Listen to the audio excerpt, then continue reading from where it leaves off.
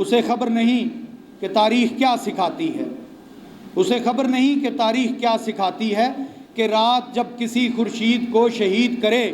تو صبح ایک نیا سورج تراش لاتی ہے۔ کہ جس وقت آوازیں دبائی جا رہی ہیں،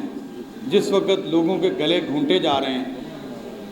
پاکستان، اسلامی جمہوریہ پاکستان میں اگر سب سے مقدس کوئی جگہ ہم سمجھتے ہیں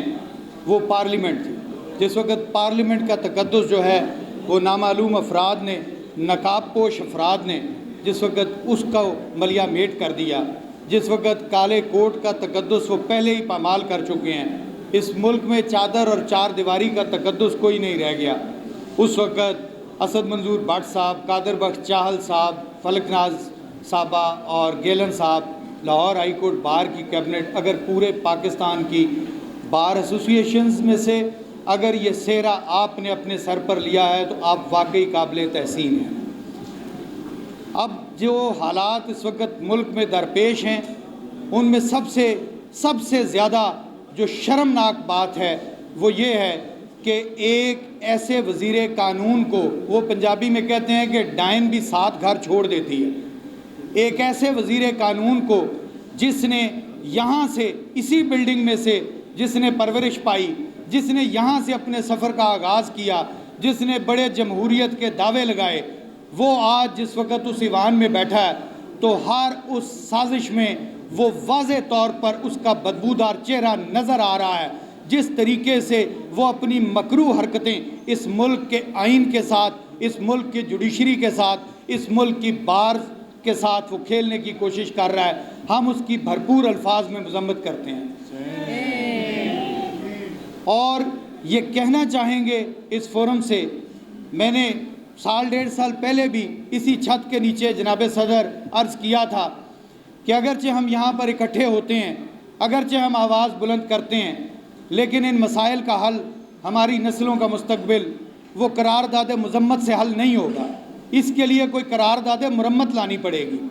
اس کے لیے آپ کو قدم کریز سے باہر نکلنا پڑے گا، اس کے لیے آپ کو بندوبست کرنا پڑے گا کہ ہماری آنے والی نسلوں کا مستقبل بچانے کے لیے کوئی ایسا راست اقدام اٹھایا جائے کہ کوئی بھی طالع آزما دوبارہ اس قانون، اس آئین اور اس پارلیمنٹ اور وکلاء کے اوپر کوئی شب خون مارنے کی کوشش نہ کر سکے۔ اور ہمارے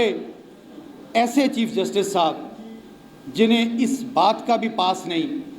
کہ پتہ نہیں کیا سوچ کر ان کے نام کے ساتھ قاضی کا سابقہ یا لاحقہ وہ ساتھ لگا ہوا ہے، اپنے اس نام کے سابقے لاحقے کی ہی لاج رکھ لیتے،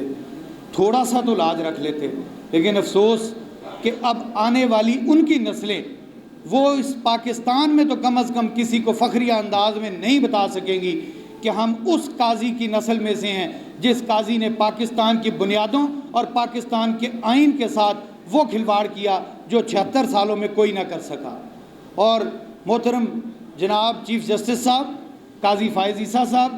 آپ کے تو چند دن رہ گئے، آپ تو جانے لگے، آپ کے ہینڈلرز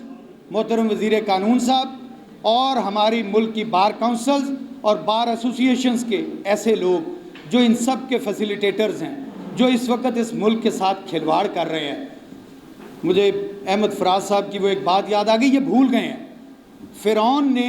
ہم سب جانتے ہیں کہ فرعون کو جس وقت یہ بتایا گیا کہ تمہاری ریاست میں ایک بچہ پیدا ہوگا جو تمہارے اقتدار کا سورج غروب کرنے کا باعث بنے گا، تو اس نے اپنی طرف سے بڑی دانشمندی دکھائی، اس نے کہا سب بچے مروا دو۔ اللہ تعالیٰ نے اس کے گھر میں ہی موسیٰ کو پروان چڑھایا۔ تو یہ لوگ یہ بھول گئے ہیں۔ احمد فراز صاحب نے کہا تھا اسے خبر نہیں کہ تاریخ کیا سکھاتی ہے، اسے خبر نہیں کہ تاریخ کیا سکھاتی ہے کہ رات جب کسی خورشید کو شہید کرے تو صبح ایک نیا سورج تراش لاتی ہے۔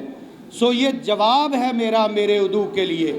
کہ مجھے ہے حرص کرم نہ خوف خمیازہ، اسے سطوت شمشیر پہ گھمنڈ بہت ہے،